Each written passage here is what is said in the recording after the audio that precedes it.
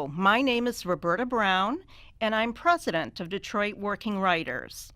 DWW is a 118-year-old writing organization that consists of published writers of all genres. We have journalists, poets, short story writers, fiction, novelists, creative nonfiction, young adult fantasy, you name it, we write it. And we're happy to be here to do our second Speak Poetry event. Today you're going to hear a variety of writers and a variety of genres.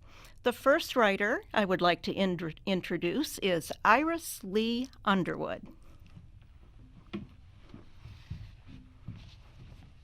Good evening. Hello, Iris. So, tell us what your day job is. I'm a writer and a lavender farmer. And the lavender will be in bloom when? The end of June and July. Great. Tell us about the project or projects you're currently working on. Well, I am presently publishing my first novel that I've worked on for 20 years. Publishing it through Thompson Shore, which is a book printer in Dexter, Michigan. Great. And what are you currently reading? A book called Faith, Hope, and Love, and I cannot remember the author. I'm horrible. Okay, no, you're not. You're a writer. Tell us why you're a member of DWW.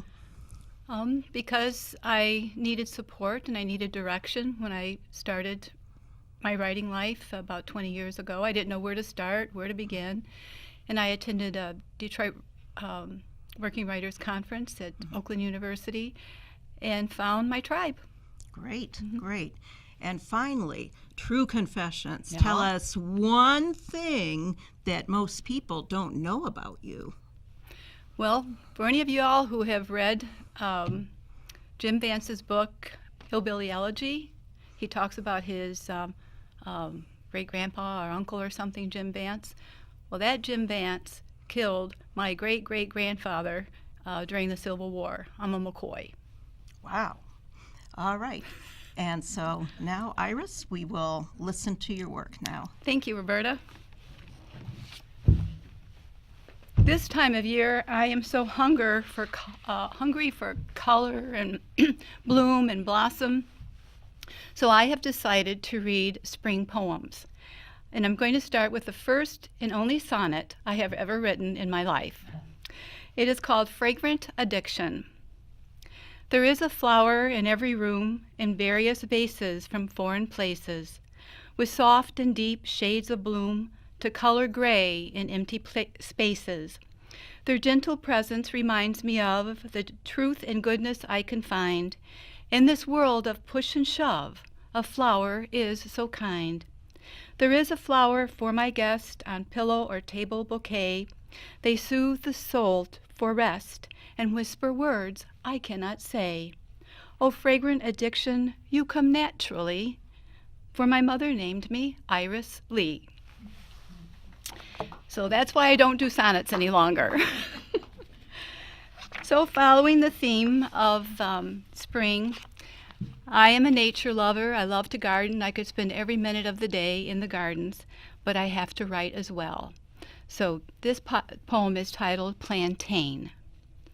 Somewhere, somehow, in ages past, a mother discovers the leaves of a green plant with seedy stems, heals the sting of a bee, the spider's bite, extracts a stubborn thorn. She names the gift from the soil plantain, because in her language it means to draw out. Countless summers pass and winds carry the knowledge of the plant's virtue to nations of white, red, yellow, and black skin. Plantain heals them all. But a tremor in the mind of humankind removes the knowledge of plantain's goodness. Mothers forget venom and its cure dwell together for healing and beauty.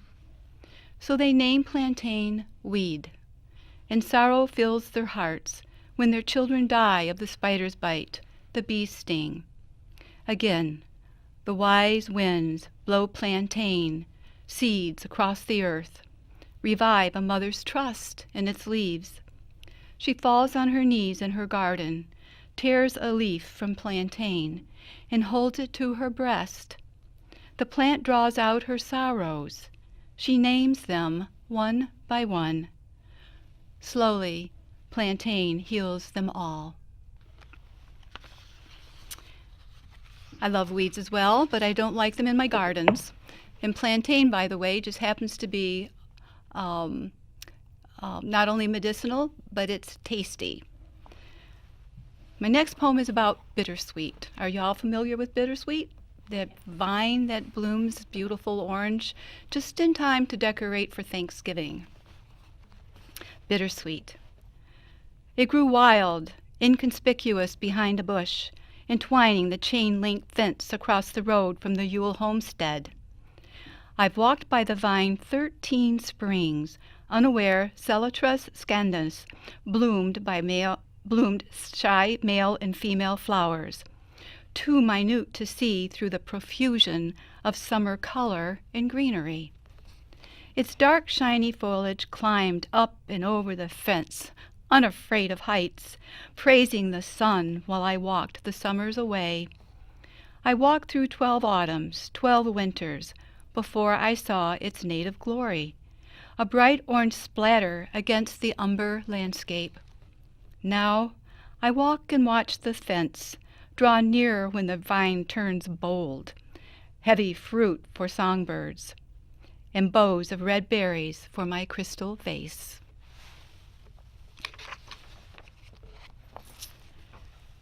This is the time of year where I get a little overwhelmed. I have a lot of gardens and a lot of weeds, and deer who want to eat my plants before I have a chance to see them bloom. This poem is called This Persistent Earth. I love her, and at times I get very angry with her. She yields to the pull, releases her bounty, for I am annoyed with her crawling, sprawling gifts in my gardens.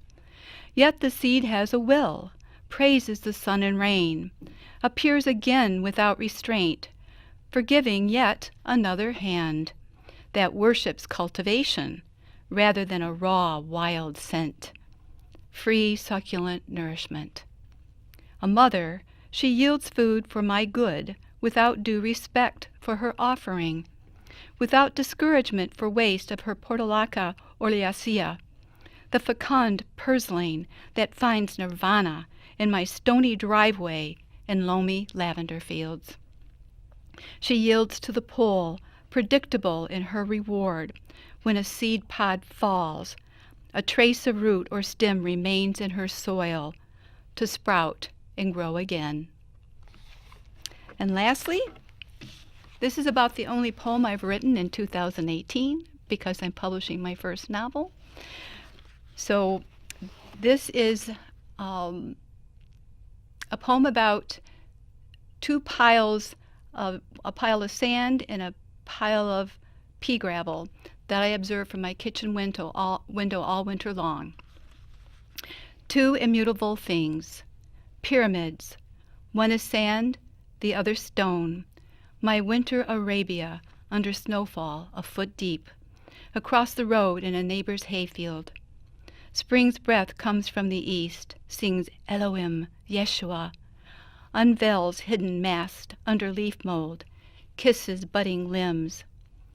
Red-breasted birds flirt and mate. Leafing trees soon obstruct my view from this place. Blessed order we cannot change in the risen season. Thank you very much for listening to me.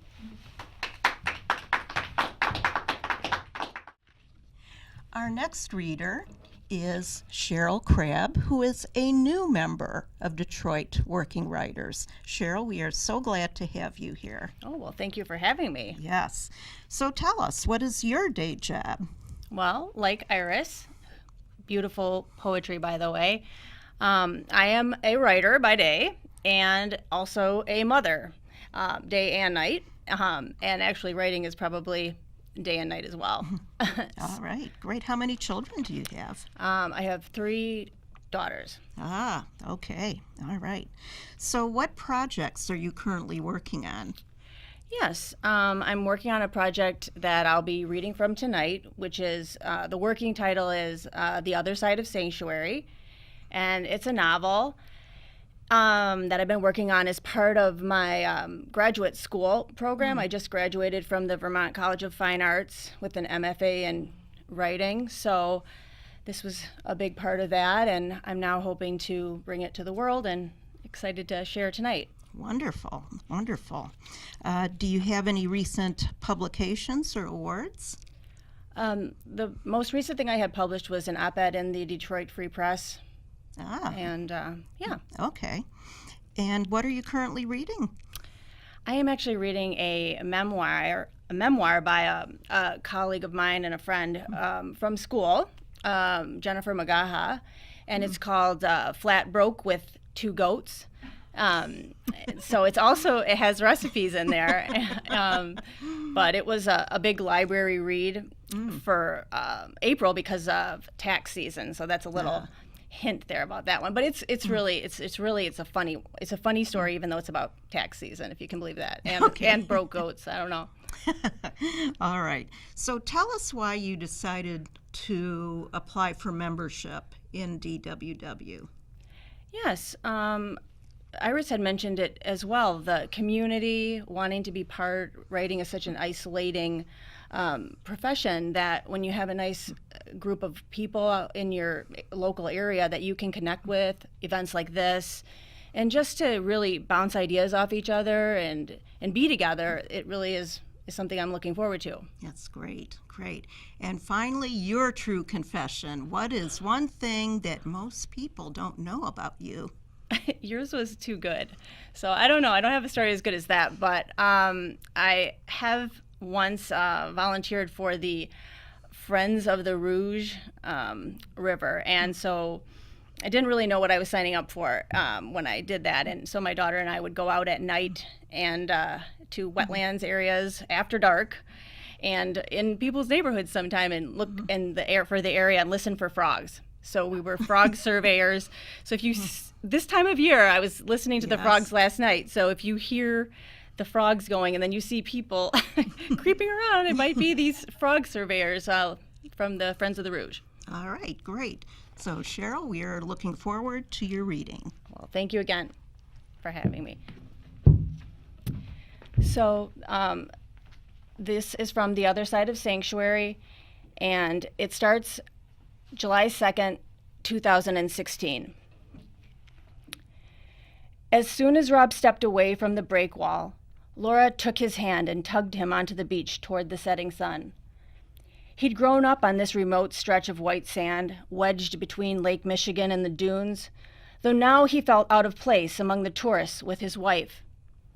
He should never have let his dad talk him into staying after the birthday party. Nate had blown out all 5 candles a half hour ago, and by now was probably halfway home on his new scooter. Laura and he could watch the sunset any night, although they never did, as she'd pointed out earlier. Still, it was getting late. He should get back to work bartending. This was the time to cash in. At the end of the month, once the summer people returned to their real lives in the city, Sanctuary would again become a ghost town until Memorial Day. He hadn't told Laura about the landlord's ultimatum from that morning. You'll need to make some big changes around here, Rob, or there won't be another July 4th at the Sandbar. Now, as he passed by the red flag flapping in the wind, a woman waded into the water, which was as blue as the streaks in her dark hair. The bottom of her cover-up floated around her waist like a fishnet. There was something about the way she ran her fingertips across the surface that seemed familiar. At that instant, a band of light broke through the purple cloud bank on the horizon. The woman, staring directly at the sun, took a step deeper. The waves, rolling in one after another, knocked her back. Didn't she realize the red flag meant there were riptides and it was too dangerous to swim? He stopped to watch her just in case, as the sun gradually descended into full view and hovered like a fireball, branding its image onto the Great Lake. Behind him, a group of rowdy tourists cheered at the sight. Laura, apparently caught up in the excitement on shore, squeezed his hand. "Isn't it beautiful?" "Yeah, sure." Rob found his eyes drifting back to the woman in the water, wondering if she would be okay, but then kept walking. He had enough problems without looking for them. Far offshore, in the Manitou Passage, a lone paddler thrust his oar into the sun's reflection. Rob recognized his old friend's short, quick strokes. Andre. The last time they'd spoken was 4 years ago, right after Andre was released from prison. Rob moved away from Laura, lengthening his stride to prevent himself from sinking into the heavy sand, as Andre propelled himself forward with the prevailing current like a demon on the water. He was the last person Rob expected to see on the lake that midsummer night. Why would he ever come back to Sanctuary after everything that happened here? Rob had fought to forget. Andre had been found guilty of involuntary manslaughter for accidentally killing his 15-year-old sister Sandra when he was only 17. Before her death, they'd been like brothers.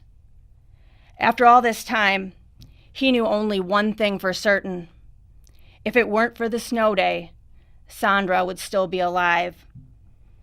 In his head, which had begun throbbing, Rob replayed the recorded message on his parents' home answering machine from 8 years ago. "This is a notice from your school. Due to inclement weather, Sanctuary High will be closed today, January 13th. Thank you. Stay safe." He felt shaky. There was so little from the snow day he remembered. A wave crashed onto the beach and splashed ice-cold water on his shorts. All of a sudden, the undertow washed the ground away from beneath his feet. Laura stepped up beside him and caught him by the arm. "Hey, you, doing all right?" She smiled at him with teasing eyes, as if they were once again young lovers preparing to watch the sunset for the first time. So much had changed in those 6 years since she'd arrived in Sanctuary from Wisconsin a week after finishing high school. "I thought we could stop here." She pointed toward a secluded spot in the dune grass. "Oh, Lord." Rob averted his eyes. How he wished he could be in love with her again in the carefree way they once were, before they'd had 3 kids and been evicted from their apartment. Back then, he'd never considered the possibility of being washed up at 26, with all 5 of them stuck in the attic living with his parents. He took a step closer to shore. He had enough problems without Andre getting in his face. With him back in town, it would be impossible to ignore the past and the animosity that had developed between them. Rob couldn't deny that he'd grown a little envious since Andre replaced him on the paddleboarding circuit. At the time, when he'd taken over the lease on the bar to spend more time at home with the family, it had all seemed to make sense. Nothing made sense anymore. It didn't help that Andre was now engaged to his ex. Rob wasn't sure if he could ever forgive Patty, who now went by Patricia, for snitching on them to the cops about the hours leading up to Sandra's death. Rob felt a prick in his right foot, and the lake turned warm. Laura recoiled. "Rob, are you okay?" Her eyes widened as she peered into the water. Blood pooled around him. When he hoisted himself up the steep shelf onto the rocky shoreline, the ball of his foot began to sting. He hobbled a few yards toward dry sand and sat down. "Let me see." Laura gently examined the jagged cut in his sole. "Looks pretty nasty, but hard to tell how deep. You should give it a few minutes. Stay there." Rob waited as she spread the blanket. Out on the lake, Andre dug his oar in the water and turned his board in the opposite direction. Now he'd have to paddle against the current. Good luck with that. Rob laughed. It would be a long trip back to the lighthouse. Why had Andre even bothered? He and Patricia could go anywhere, do anything. They shouldn't have returned to Sanctuary. Everything was different then and now. Rob was a husband and a father, not some reckless kid. Unlike Andre, he had responsibilities. He didn't have time to waste messing around on a paddleboard like some teenager. He was lucky to put his feet in the water with the kids. He loved all 3 of them, and Laura, though seeing Andre again had stirred up a powerful force inside him. He couldn't quite put a finger on it, but he wasn't sure if he could contain it. If Andre stayed in town, there would be no way he could avoid him. At least Laura hadn't recognized him. Rob couldn't take being badgered right now. He shifted over onto the blanket beside her. She held up a gray stone in the sunlight until the mottled pattern of six-sided fossils appeared. "Look, I found the perfect one for you." She pressed the Petoskey stone, fresh from the bottom of the lake, into his palm. "Do you remember what you told me?" He turned it over a few times, recalling the evening they'd shared 6 years ago on the same stretch of beach. Of course. He'd given her a similar stone before explaining the legend, which says they carry sunbeams of promise. That's what he'd given her when he was vulnerable and willing to share his emotions. Now, he didn't say another word. Part of him wanted to throw the stone she'd given him back in the water. Instead, he just sat there and let her rest her head on his shoulder. For the moment, as the sun slowly melted into its own image, he tried only to think about her. Once, she'd been everything to him. Laura and the kids needed him. That's what he needed to remember. If he wanted them to have a future, he needed to forget about the past. Ahead at the shoreline, Laura's friend Chelsea jogged past with her husband Brett. Chelsea waved at Laura, who gave her the peace sign. Rob nodded at Brett, who always seemed to have time and energy to exercise, plus the money to afford a membership at the new health club where Patricia worked as a personal trainer. Laura sat up. "It's so beautiful here. Do you ever feel like we're not living up to it?" At first, her question made him laugh. Living up to what? Well, shouldn't we be living a beautiful life? When he considered this, his stomach turned. He tried to ignore the sour aftertaste of the hot dogs they'd grilled for dinner. People come here when the beauty of the landscape matches the way they feel. They see what they want to see. It's impossible to live like that all the time. Lake Michigan has its good days and bad days. Most people don't stay long enough to realize that it can turn on you. Thank you for your time. Well, hello, Roberta. How are you today? I'm doing well, Iris. Now we have switched roles. Right. Well, I haven't been in this position in quite a while, so you'll have to bear with me, okay? All right. What is your day job? Well, what I do is I teach piano to people of all ages. I've taught children as young as 3, and my oldest adult student started in her 80s. So there's still hope for me? Yes, there is. Oh, okay. What project or projects are you currently working on? Well, the main thing I'm working on is a biography of Sarah Josepha Hale, who many people have not heard of, but they know of her through her work from years ago. It was due to her constant letter writing that we celebrate Thanksgiving on the 4th Thursday of every year.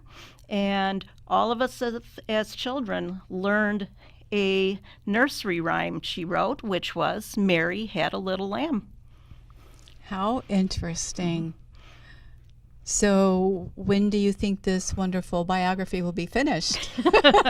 Well, sometime in the next nano year or so. Okay, we'll make sure we keep on you about that. Okay, you do that. Do you have any recent publications or awards? Yes, the poem that I read at Speak Poetry a few months ago has been published in the spring edition of Peninsula Poets. And then a short story I wrote called Time to Go has been published at shortfictionbreak.com. Wonderful. You're a busy woman. Yes, I am. What are you currently reading? Well, I usually have several different books in play. I've been trying to read through the Bible in a year, and I'm behind by about a month.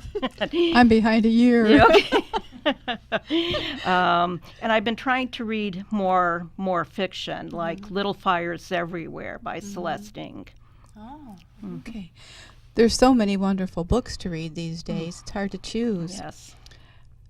And why are you a member of DWW? Well, I first heard of DWW through a conference I attended that DWW put on at Schoolcraft College back in 2004.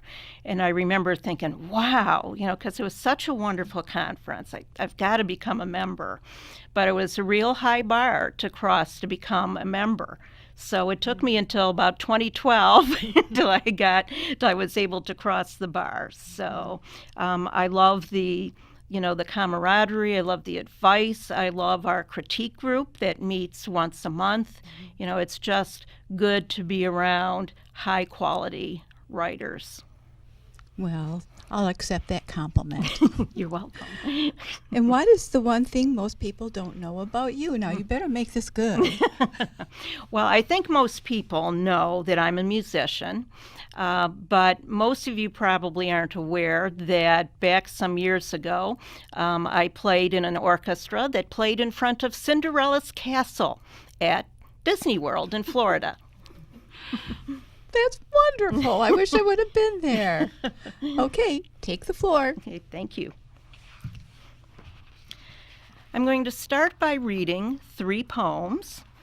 Last March, I took an online poetry class that was led by Holly Wren Spalding, who has taught at Interlochen, which is how I first met her. And so every day you would get she would call it a writing provocation.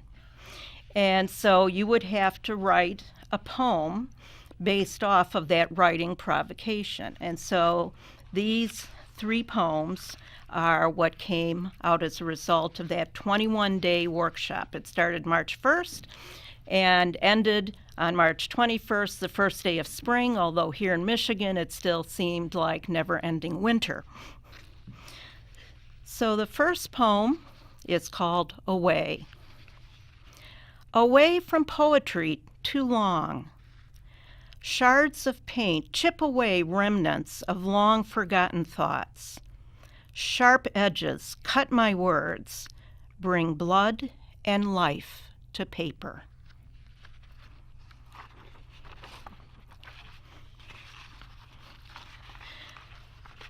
The second poem is called Demands. Why won't you let her die? Interventions won't save her, or you, or me. A stubborn 93-year-old, she still lives in her own apartment. Only takes 1 meal a day now, enjoys it the entire day, along with fresh fruit I bring her. Call me when she weighs less than 96 pounds, you said. Why? So you can ship her off to the hospital, puncture her body with IVs and feeding tubes? Instead of birdsong, medical monitors? Instead of spring colors, sterile hospital whites and grays? I'm getting old, Mom told you, and so are you.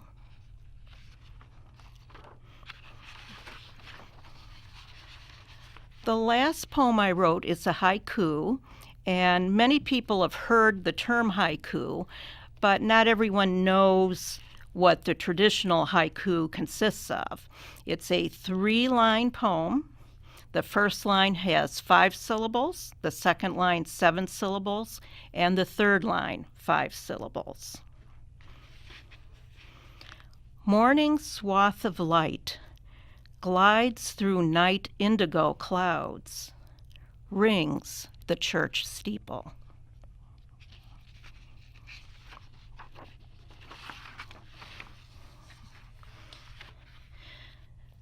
So the next thing I'm going to read is a short story. It's not fiction, but it's based on a current event or a current rage, the Instant Pot.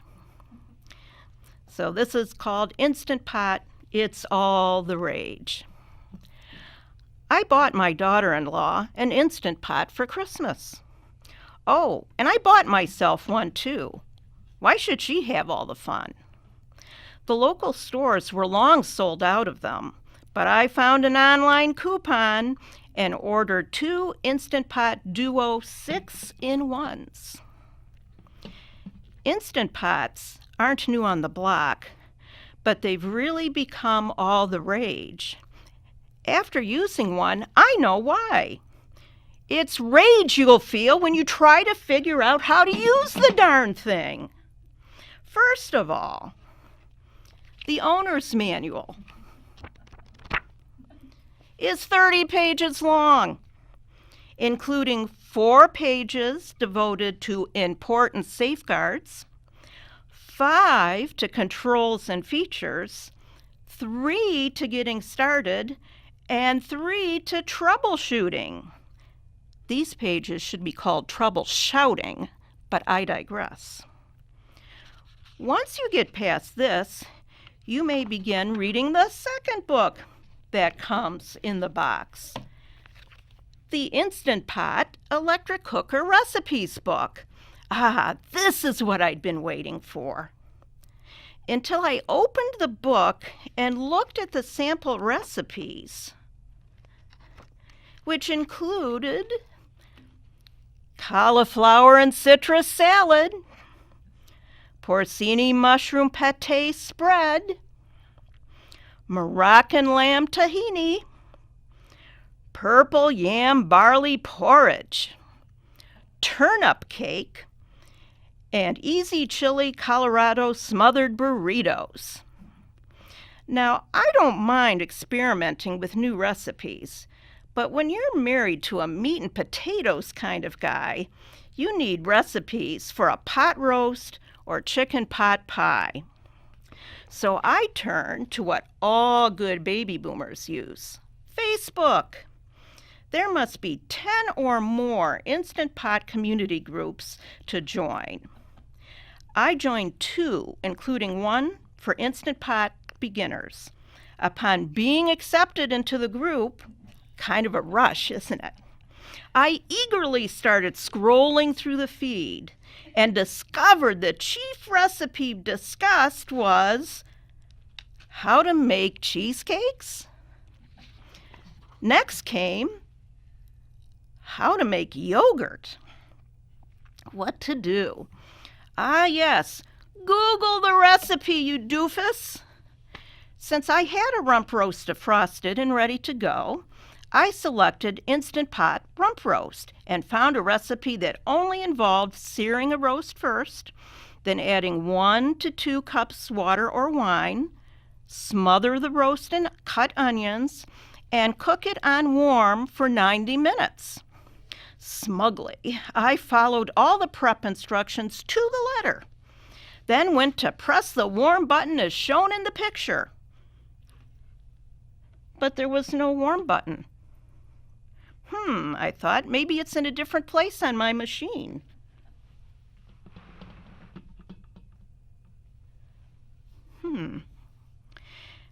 Of course not. After at least 31 seconds of studied concentration using the scientific eeny, meeny, miny, mo method, I decided to press the meat stew button instead, and then started to set the timer for the required 90 minutes. It was at this point my husband, a recovering engineer, entered the kitchen and decided to help. "You have to set it this way," he said, pressing numerous buttons, none of which resulted in a set time of 90 minutes. So in a calm, helpful manner, I responded, "Stop fidgeting with the machine! I had it just the way I wanted it!" I will spare you the gory details of what transpired next, except to say that I walked authoritatively out of the kitchen. Some might call it stomping, others in a huff, in order to maintain domestic harmony and tranquility. After 75 minutes, that's as far as Mr. Recovering Engineer could get the timer to go, the roast was done. And I must admit, it was good. In a slow cooker, the roast would have taken 8 hours. But There was no wonderful aroma wafting through the air during the cooking process, and it seemed almost anticlimactic to have the meal done in such a short time. In a slow cooker, all I would have to do after the prep was to turn the dial to low. The Instant Pot required far more operations that would test the skill of those in a NASA control room. Just ask Mr. Recovering Engineer. I have yet to try anything else in the IP, as those evangelical gadget converts call it. My daughter-in-law still has hers in its unopened box. But maybe, just maybe, I'll try pressure cooking a cheesecake. Thank you.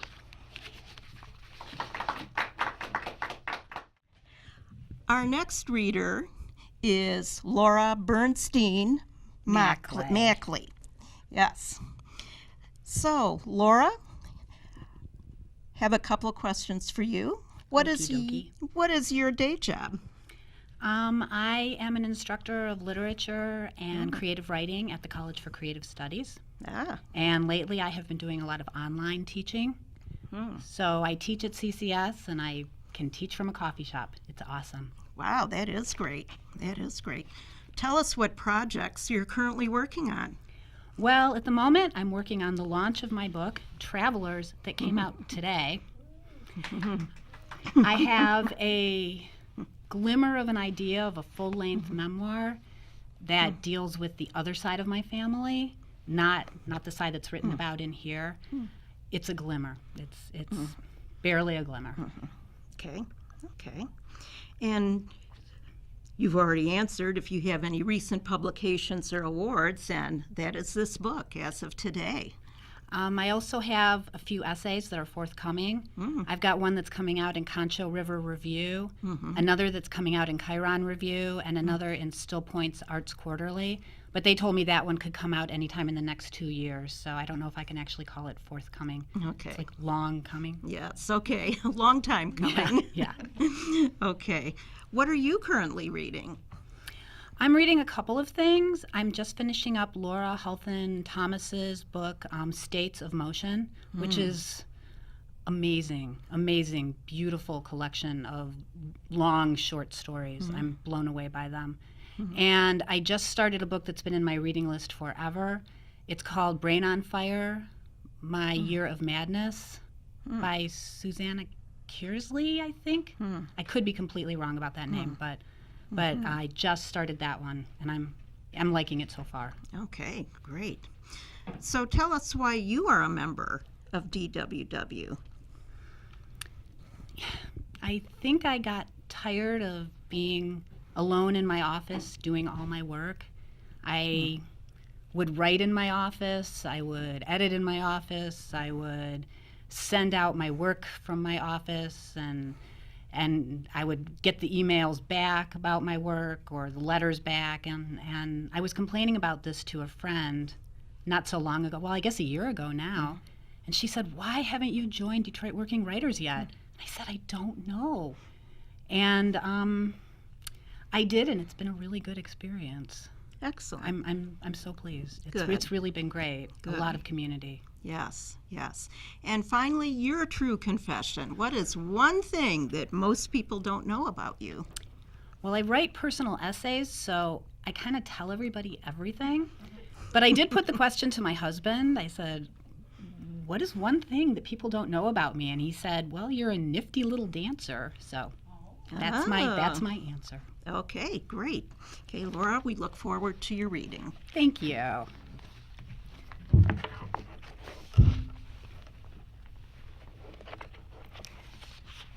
So I'm going to read portions of my essay Clutter that's from the book.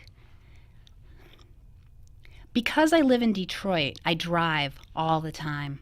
To and from my daughter's school in the suburbs, to visit Mom in another suburb, to grab groceries from the Trader Joe's Westbourne Market Circle, either side of Woodward Avenue, or down Woodward the other direction, deeper into the cultural center of my city, to the art school where I teach. I listen to the radio, to the classic rock station, which recently added the Talking Heads and the Clash to their playlist. or the new rock station, and I sing along, loud and off-key, because I'm so often driving alone, this being Detroit, where everyone so often drives alone. And when ads come on, I'll change the station to National Public Radio. In early evening, I like All Things Considered, that news show my friend calls All Things Liberal, which works for me.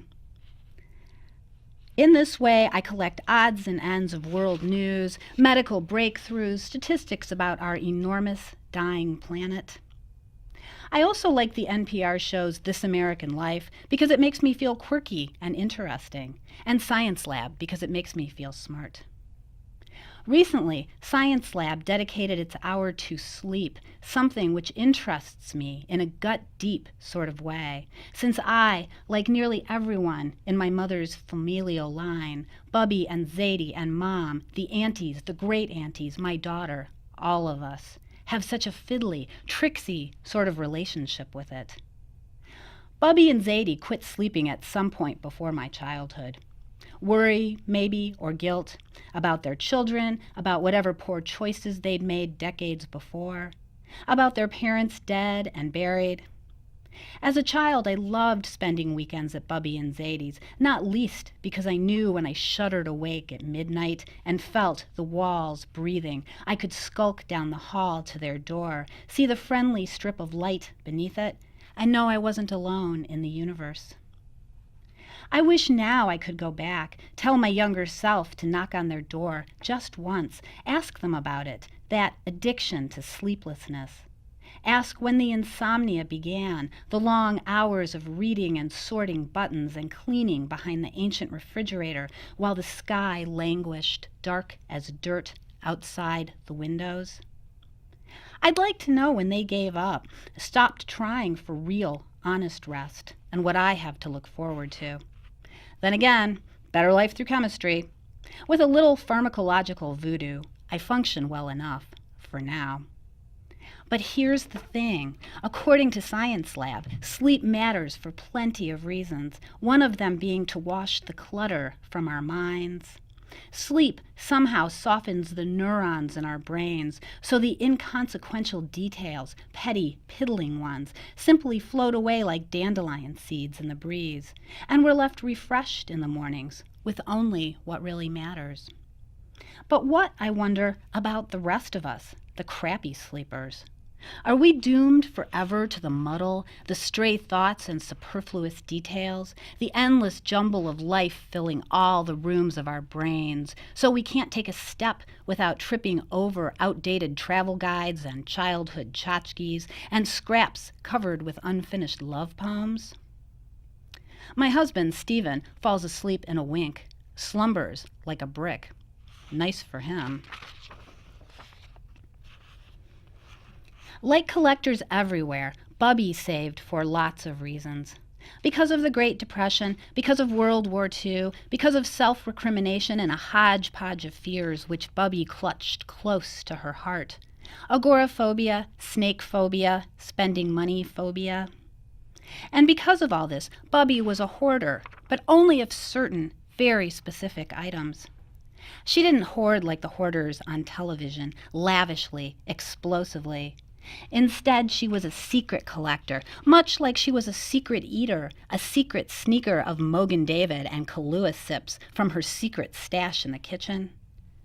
She was a collector of old clothes from the 1930s on, a thrift shop of old clothes straining her closets, clothes in 100 sizes of too small, so I could never use them for dress-up.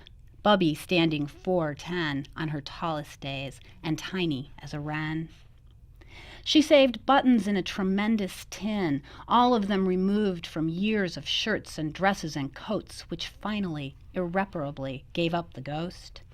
Bone buttons and coral and glass and wood and bakelite and plastic.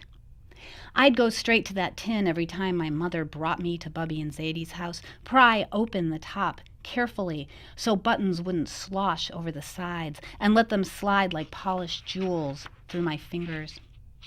She kept the oldest tablecloths and towels and sheets and curtains, the tatty ones torn through the center and unsewable even by Bubby, which she cut into rags to clean the house.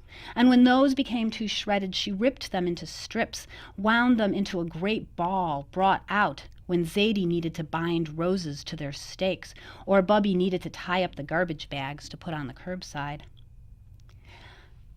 There was the sewing drawer heaped with spools of thread in every possible shade, so that when Bubby stitched up Zadie's shirts or socks, you could barely notice. I just wish I'd kept them after she died, when we cleaned out her house, I recently said to Auntie Ellie. All those hundreds of colors of thread just tossed in the garbage. What do teenagers know? The phone goes silent for a moment. Then Ellie tells me this story about playing in those spools as a child and getting her finger caught. The more she pulled, the tighter the noose. How she ran crying to her parents, and Zadie said, "Hold still," and went to find the scissors. And Bubby said, "No, no," and grabbed Ellie's hand, carefully unwinding the thread, one tiny loop at a time. Waste not, want not. In fact, Bubby and Zadie lived minimally, without frippery, without treats, because they were hoarders of money. Zadie might have enjoyed going to restaurants now and again, eating a good meal while out on the town, but Bubby wouldn't have it, too locked in her what-ifs. What if the stock market crashes again? What if prices shoot up and up like bottle rockets? What if the neighbors turn on us and we have to make a run for it? What if, what if, what if? So my mom and her sisters, Ellie and Malka, went without new clothes, without luxuries of any sort. While Bubby used lipstick, definitely a necessity in the 1950s, down to the bottom of the container, as far as she could. Then she dug out whatever remained with a toothpick, the dregs stuck in the lid or wedged on the sides. She'd melt it in a saucepan with other leftover blobs, all the different shades of red merging like paints on a palette. And when the hybrid lipstick went liquid, Bubby scooped it into bottle caps, let it harden, and applied it to her mouth with her finger. She really was ingenious, I say to Auntie Ellie when she tells me this, and I can hear her shrugging over the phone. But maybe ingenious isn't the right word. Maybe the word is desperate. And since desperation is as much an inherited trait as insomnia, we all, her daughters and granddaughters, got it too. Auntie Ellie, the youngest sister, the one who married well, lives in comfortable splendor in her Mediterranean mansion, replete with whimsical antiques arranged just so. The oldest sister, Auntie Malka, has had a fraught existence. At one time, her house was cluttered full of trash and feral cats. But now Cousin Shayna has her in assisted living, and her tiny apartment is shiny and empty as a soap bubble. Mom, meanwhile, sells old compacts and jewelry on eBay, but mostly she buys.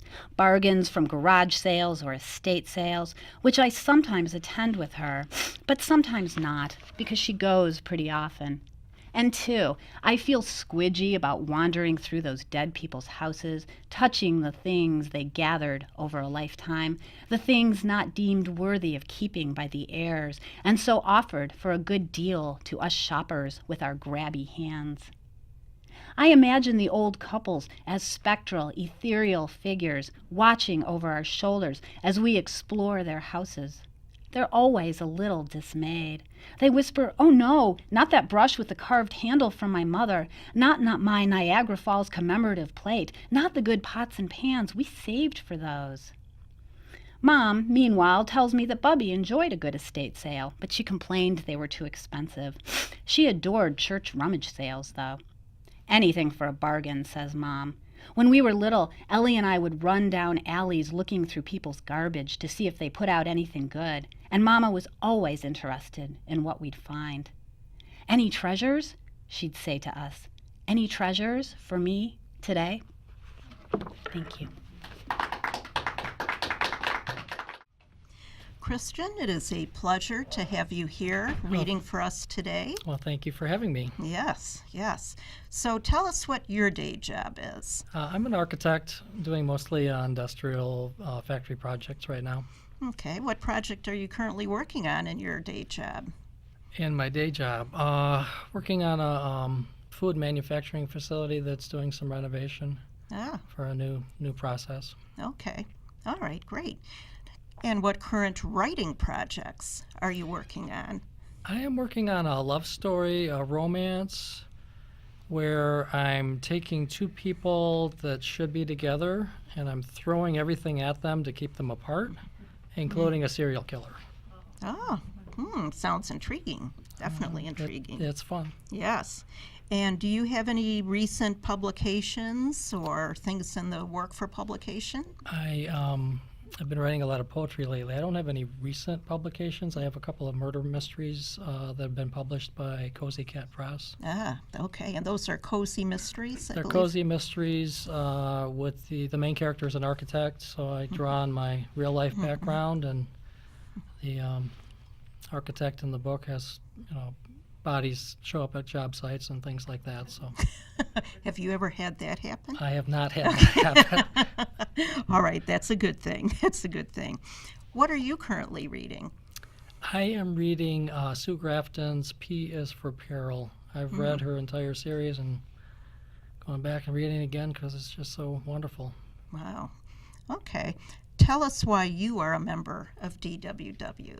To connect with other writers, to share ideas, and I really enjoy the monthly critique group. All right, great. And your true confession. What is something that most people don't know about you? Well, I don't know if it's a confession, but most people probably don't know that when I was 7 and my brother was 5, we wrote a comic strip. I wrote the words, he did the illustrations, fabulous drawer. Wow. And it's the only collaboration that we ever did. Okay. All right, wonderful. Okay, we're looking forward to your reading. Oh, thank you. Okay, I have a short story and 3 poems. I'm going to start with the short story. This was published in the Journal of Microliterature. It's titled Suzanne and the Boys. First, I take in the mess, orderly though it is, stacks of manila file folders edging the border of the work surface, next to the cubicle partitions, blown up details of vendor literature pinned to the walls alongside bar graph schedules. Then I see those eyes, that smile, glowing from a white frame at the side of the monitor, full of life, of vitality, of ambitious innocence. Her hair, Suzanne's, a shag in a center part, the cut several years out of date as if she forgot, or didn't have time, to keep up with fashion once she finished college and started having babies. The open collar on her button-up blouse exposes too pale, too tender skin, the V displaying a thin disc on a gold chain.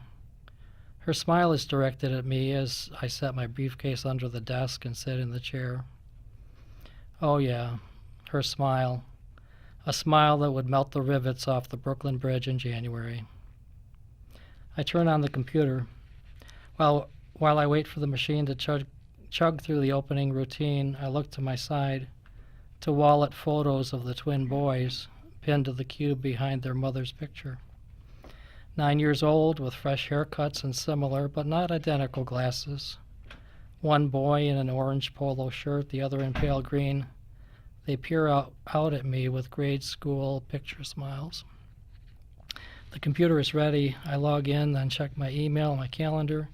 I have a meeting in 5 minutes. I grab my notebook, project file, and glance back at the wife, Suzanne, and smile.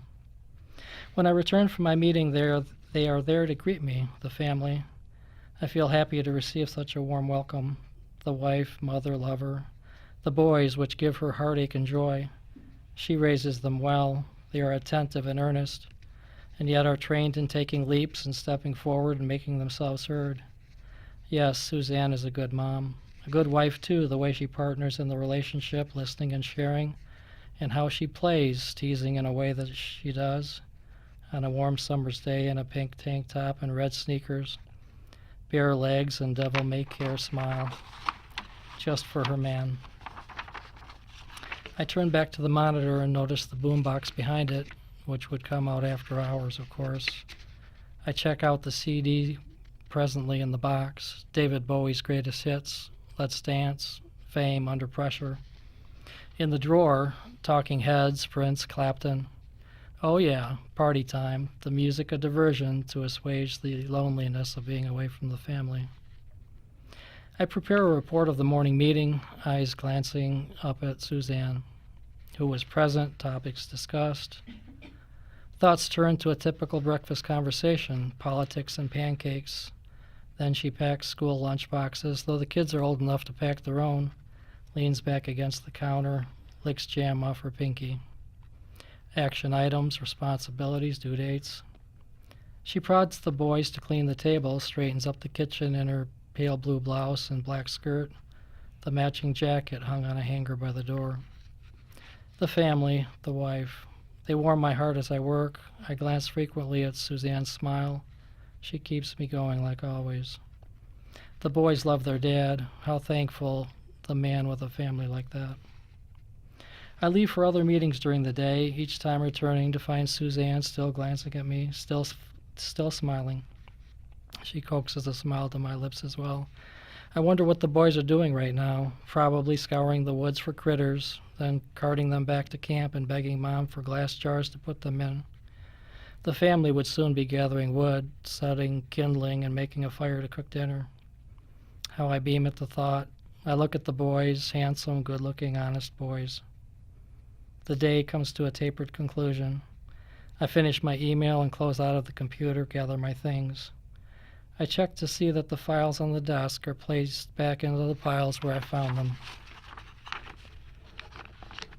The CDs back in the boombox, and Eric's wife's picture is just the same. When he returns from his camping trip on Monday, the family would be back in its place. I say a quiet blessing of gratitude for the day I shared with them. I haven't felt so warm, so welcomed in a long while. I stop at the vending machine before heading out on the 3-hour drive back to my home office. I decide on a bag of M&Ms, but as I reach to push the button, I think of Suzanne. She would want me to be healthy and strong. I choose the granola bar instead. The first poem I have for you is Horizon. Brakes stop the engine made to run. Stop at first sign of a critical word, a critical look, judgment bearing within us. Our passion caves to the unease. We breathe through the unease, go again, check the runway, alert and aware. What's that? What's in the way? We stop, blocked. Our engine shivers in the cold, stalls. We amuse ourselves, listen to the radio, feel ourselves in the music. We scroll through our messages, find heart in the electronic connection. Connection reminds us to review our plan, the one we created and decided would serve to bring delight, hope, satisfaction. We gaze before us, hand on the ignition key, hesitate. Hesitation swells, moment to still moment. Sky turns gray, we sigh, turn, head home. Park in our slot, safe. Safe in our beds, we drift to sleep, ponder, when at last will we fly? This one's called Composition. I rise alone, trot downstairs, start the morning brew. At 14, coarse home ec coffee dregs and paint became chalet roofing in shop class, coaxed a cheerleader smile. I prefer refined grounds now, smooth like your silky skin when we waltz. Java drips, fills the carafe, aroma steams the room, inflates my heart. Imagine we're at my breakfast table, your puff of a dog at your side, eyes intent on the day's escapade. Cream swirls in my cup, I think Jackson Pollock's Convergence. Scattered lines, splotches, colors orchestrate the whole. Love of strength triggers my desire for Bull Joe and my affection for you. Coffee bits dapple the sink, a Rorschach test to divine our future, or shall we forge our own? Let's rock this adventure together, like you hammer on your fretless Corvette. We'll dive into the coffee flow, bob along its swift current, through the torrents of rapids, float under the sun, drift to shore, awake to a new day. And last, this one is called classic red.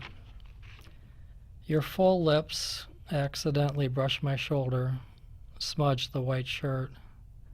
You step away, I catch your waist, pull you to me. You run, I follow. We sail through our dance routine, rock step and arm slide to thrill the small audience. I hook your hand, turn you in, lead us into sweetheart hold. We match side shuffles, a quick dip and you're up again, twirling away. People comment, is that lipstick? Offer suggestions on its removal. I prefer to keep your souvenir, a token to hold me over, until those lips leave a mark on mine. Thank you. Weem, it's just a pleasure to have you reading again for us today at our second Speak Poetry. Weem is also our Vice President of Detroit Working Writers, and Iris Underwood, who read first, she wears a lot of hats. She's new membership chair and historian and interim program chair and other job duties as assigned. So it's wonderful. So Weem, what is your day job? I write in the daytime, but I'm a full-time mom, and I help take care of my mom who lives with me. Okay. How many children do you have? I have 2 elementary students. Oh, boy. Okay. Okay. Tell us what projects you're currently working on. I'm working on a book called Mesopotamian Goddesses, which is about ancient women of ancient Iraq. Legendary women of ancient Iraq. Okay. And what are your recent publications or awards? In 2017, I won an Eric Hoffer Award for my book, The Great American Family. And this year, my script, Pomegranate, was quarterfinalist for Zoetrope, which is a magazine by Francis Coppola. The Godfather. The Godfather. Yes, yes. What are you currently reading? So I'm reading What the Eyes Don't See by Dr. Muna Hanna Atisha. I got an advance copy from Random House because I'm going to be interviewing her about it and writing about it for the Chaldean News. Great. And finally, well, not finally, 2 more things. Why are you a member of Detroit Working Writers? Well, definitely for the community.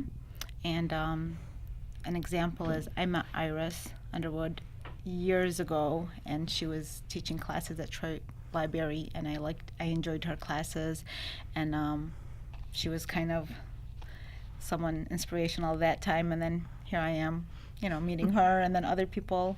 So yeah, Yes. Community is very important. Yes, yes, definitely. And your true confession, what is one thing that most people don't know about you? Well, I'm so open. Most people, especially in my memoirs, I think I said so much. But I think people get surprised when they know that I love the Housewife series, the new Housewife. Yep, that's one of my addictions, and coffee. All right, we're looking forward to your reading. Thank you.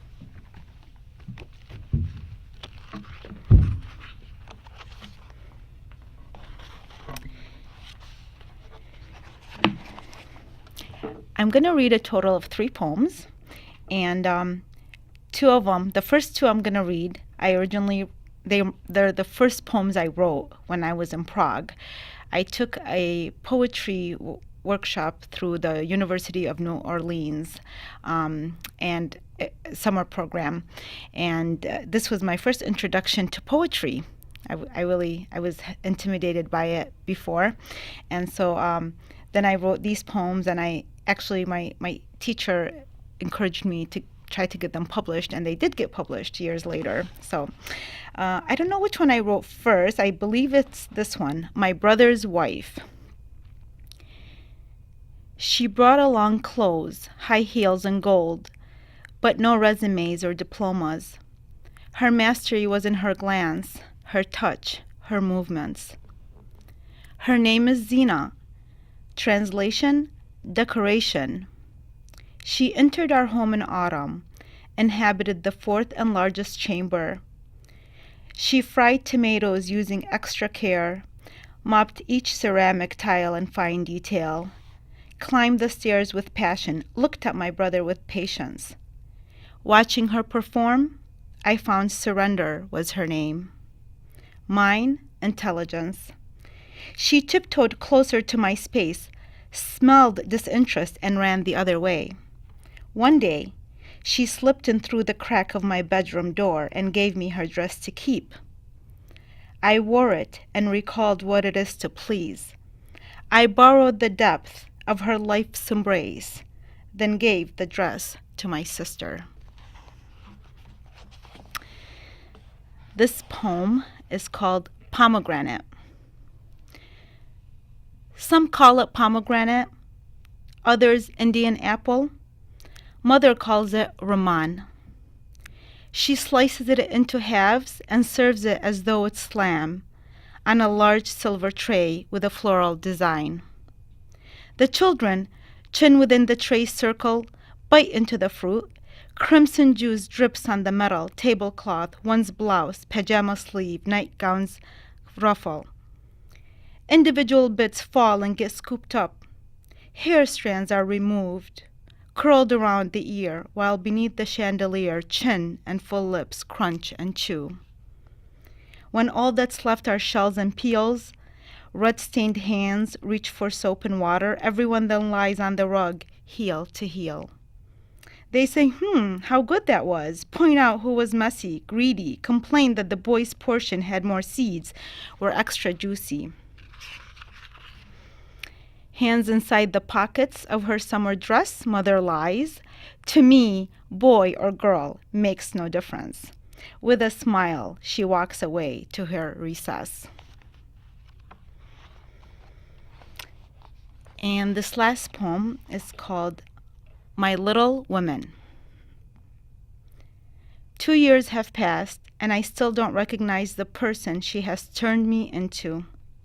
Who is she, this little woman who half the time calls me mom, half the time calls me by my first name?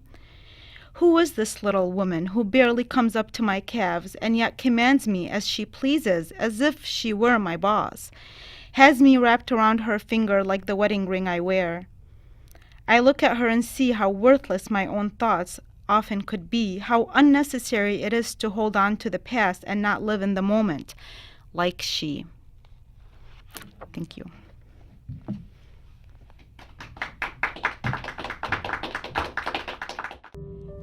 On behalf of Detroit Working Writers, we thank you for watching our second Speak Poetry event. To find out more about our organization, you can visit our website, www.detworkingwriters.org. And you can also find us on Twitter as well at #DetWorkingWriters. It's been a pleasure to read for you. Thank you.